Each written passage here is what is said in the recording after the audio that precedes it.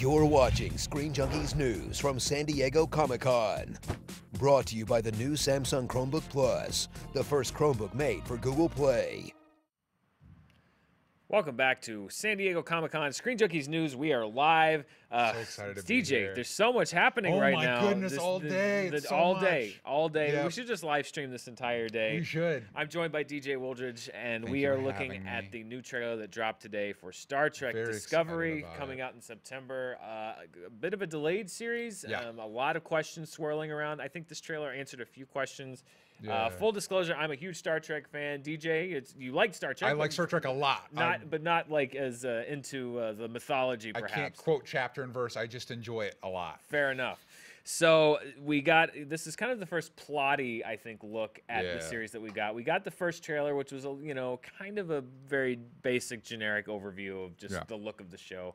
I think we're starting to kind of dig into it now. I'm curious, as someone that's familiar with Trek, but maybe, not the biggest Trekkie in the world, what did you take away from it? What were your impressions? You know, it reminds me a lot of when they were looking to revamp Doctor Who for a new generation, where it has the same feel of the show, but it's adding elements that make sense. That crab alien shrimp thing, that's cool. Like it's cool that, because one of the things that I really attached to with Star Trek is that idea of discovery, seeing new things. No pun intended.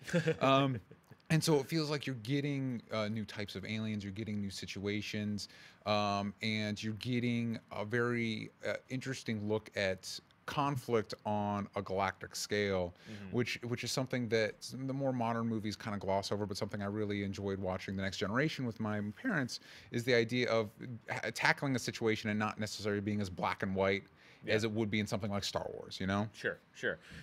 Yeah, I mean, Star Trek has always been the kind of the headier of the two, in the sense that it's, it gets into philosophy and sometimes for good, sometimes for ill. I think I can admit that as a fan. Yeah, and it makes sense too, because when it came out, the show's never had the money of like a Star Wars or whatever, so it had to focus more on characters and kind of the different types of conflicts as opposed to giant explosions all the time. So that's baked in to its origins. Yeah. Having said that, there were a lot of giant explosions. There were so many explosions in this one. So we knew that this was before Kirk, but not as far back as Enterprise. Yeah. And we knew that there was Sonequa Martin Green was playing Michael Burnham. Yes. She was a first officer. She would be the main kind of protagonist of the show. Yeah. Now, the one thing that we didn't really see in the last show that we did see is Jason Isaacs. And we knew that there would be two captains, Michelle Yeoh and Jason Isaacs. People said, well, what's happening? There's a ship called the Discovery, obviously. There's another one called the Shenzhou, and a lot of the speculation has been like, what is happening? I think for me, I was able to kind of fill in a few of the blanks because we see a lot more of the Klingons and see how much of the show looks like it's going to be about the conflict between the Federation and the Klingons. This is a part of Star Trek history that's been addressed many, many times through many different shows. In The Next Generation, they're allies, they're enemies, and in the original series. But again, I have no spoilers. This is pure speculation on my part, but from what we've seen, and there was one particular shot, JT, there's one where she is, a lot of people think like, oh, she's in prison. It looks like she's in some kind of like a cell with blue walls, and I think that's actually just my guess is it looks like she was on a ship. I'm gonna postulate that's the Shenzhou that was heavily damaged by the Klingons, and those that's like a safety net, they're like basically. emergency bulkheads, which is things that they've established is if the ship is breached, there's a force field basically that which comes down. makes so much sense because space is scary. Space is scary, and I like that they have a shot later on of her just kind of sitting in this room alone, and I again, speculation and what this trailer is leading me to believe is that we're seeing the beginnings of this conflict between the Klingons and the Federation, and Michael Burnham is kind of, I think, forced. We'll see how much Michelle Yeoh is in this show. I suspect that maybe she might be a pilot character that gets shunted away to who knows where after the first one, because I'm inclined to agree with you, because when they cast her, I was like, can they afford this person? Like, is this somebody that you can have on every episode of your thing? And now it's like, oh, I guess not. Yeah. I guess the answer is probably not. Speaking of the emergency bulkhead, there's a shot later where it seems like she's navigating through part of the ship through the emergency bulkheads, like through an energy thing. So I'm interested to see how that plays out. And with the amount of destruction we're seeing, I think you're right that it is playing on the conflict between the Federation and the Klingons. But we're also getting some time with the Klingons, so it's not just going to be they're not just going to be straight villains. It looks like they have their own motivations as well. Yeah, I mean, we see what looks like, Klingon funerals, some rituals and customs. We saw the Klingon death roar, which fans of the Next Generation know Worf did several times throughout that show. Yep.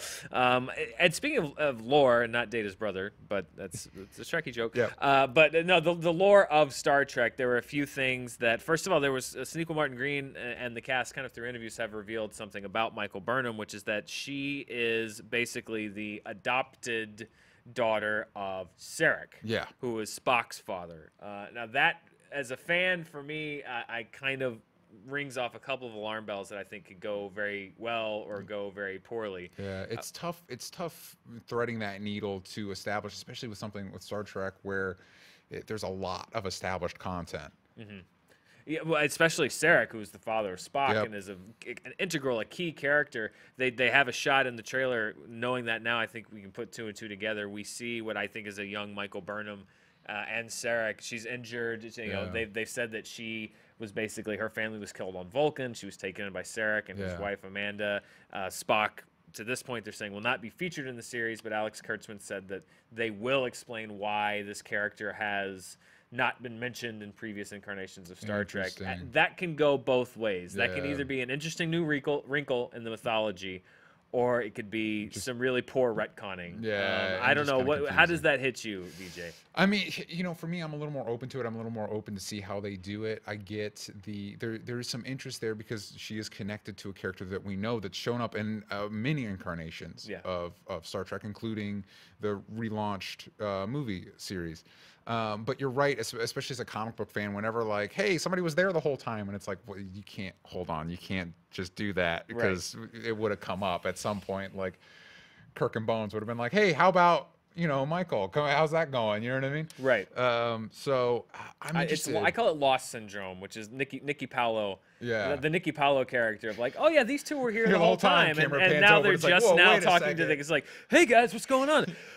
Oh, we were just over there for the last 38 days. Yeah, you have to be very careful to avoid that kind of thing. I think a lot of fans could get very kind of turned off by that. And this is a new venture. I mean, the other thing to keep in mind is like, this isn't just a show that's going to be on television. This is a show that CBS is asking people to basically pay specifically to watch. So if you're going to get that Trek fan base, I think that you have to toe that line very carefully. I will say she looks incredibly capable in this trailer. Like, this trailer made her look like a total badass. She had a superhero landing in this trailer, which was crazy. I think it might be Star Trek's first superhero landing. There you go, breaking new ground. Breaking new ground. The other thing that kind of the character that we've seen that's been in Star Trek before, Harry Mudd, we knew that Rainn Wilson was playing him. It is the one negative, just completely negative thing. I hated the piece of writing. And I'm mad. You're mad. No, I'm Mudd. It's like, oh, really? That's okay. So I watched the trailer and I had completely forgotten about Harry Mudd, and then you said that, I'm like, oh wow, yeah. So now I have a question for you, because if people don't know who Harry Mudd and they watch that trailer, that exchange makes no sense. Makes no sense at all. Mudd. What's he talking about? I'm not going to spoil anything, but recently in Doctor Who, they've recast an iconic character from that show's history, and there's a complicated backstory to that. But people can have different responses to that. How does Star Trek is the one continuity? That's weird to recast. And this is the original show continuity, right? I believe so. It's one thing to do it in the new what is that, the Kelvin timeline? The Kelvin timeline, which this kind of takes place. Well, I don't know the exact star date, but I think that they've kind of said this is going to take place in the original series. So how does that make you feel if they're recasting a character that we've met before? I'm okay with that, just because I accept the Trek 09 cast as the originals. Obviously, if you want to bring in these other actors, you have to recast these roles. It's always been for me about getting the spirit of the character right, rather than only the guy from the 60s can play Harry Mudd. Like, I feel like that is an iconic character to a lot of Star Trek fans, but I think as long as they get that spirit right, fans will accept it. It's when you recast and kind of violate, like, that's who that person is, or what you come to expect from that character. That's the problem. So I'm not so much about no one else can play that role. It's about the spirit of it more than anything. That makes a lot of sense to me. I think kind of the the thrust of the series for me was kind of put up in the one exchange we did see between Jason Isaacs and Sonequa Martin Green when he says, you know, you helped start this war. Don't you want to help me end it? Yeah. That to me kind of lays out my impression of what the series is going to be, which is that she was there for something happened with the Klingons. There was obviously some kind of conflict, and now the crew of the Discovery and she are kind of seeking to find a resolution to this conflict. Absolutely. So as a longtime fan, are you excited to see this part of the mythology fleshed out on screen?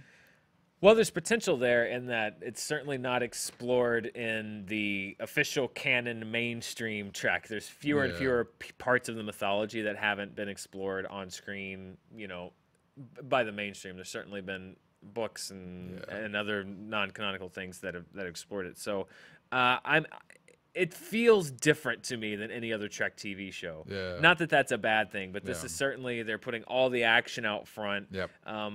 It's really about that. Do they get that kind of bold, to boldly go where no one has gone before? Like that is the show in a nutshell. Is do you get the spirit of that show right, or are you kind of doing generic sci-fi action show called Star Trek? Yeah. That's the question for me. I hope that they get the show right, and the show's always been about breaking new ground. Absolutely. I hope that they continue that on. Again, like I was saying with Harry Mudd, it's the spirit of the show more than the actors or the cast. So.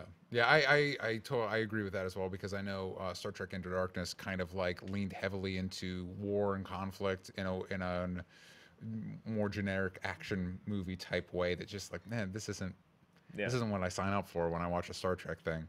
So hopefully it does have a lot of the discovery. I mean, that's the title of the show. Yeah. But also looking into the motivations of these different species, because that's something that sci-fi can really do really well. Is what motivates a species is very different than what motivates us, because their whole history is different. You know.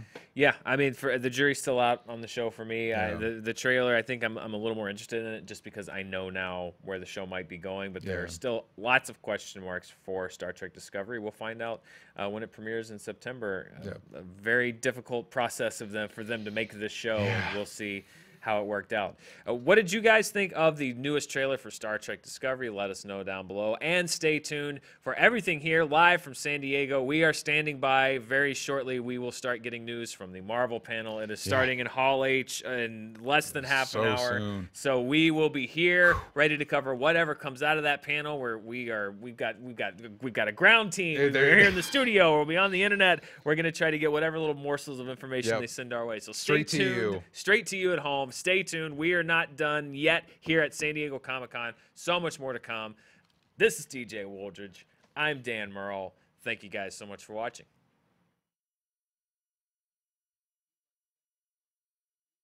Chromebook Plus for sponsoring today's episode.